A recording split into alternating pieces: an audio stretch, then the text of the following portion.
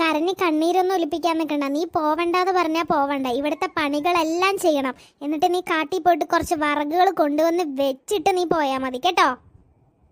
അയ്യോ ഏമാനെ, കാട്ടിലേക്കൊന്നും എന്നെ കൊണ്ട് ഒറ്റയ്ക്ക് പോവാൻ സാധിക്കില്ല. എടി അഹങ്കാരി, നിനക്ക് പോവാൻ പറ്റില്ല അല്ലേ? ഞാൻ പറഞ്ഞ നിനക്കിപ്പോ ഒന്നും കേൾക്കാനായിട്ട് സാധിക്കുന്നില്ലല്ലോ. കൊള്ളാലോ, നീ ഇപ്പൊ വന്ന് വന്ന് എന്നെ ധിക്കരിക്കാനും തുടങ്ങിയല്ലോ. അയ്യോ ഏമാനെ, അങ്ങനെയൊന്നും ഇല്ല ഏമാനെ. എന്തങ്ങനെയൊന്നും ഇല്ലാന്ന്? നിനക്ക് പറ്റില്ലെങ്കിൽ നീ ഇവിടുത്തെ ജോലി ഉപേക്ഷിച്ച് പോയിക്കോ. എനിക്ക് 100 വേലക്കാരികളെ കിട്ടും. നീ മാത്രമല്ല എനിക്കുള്ളത്.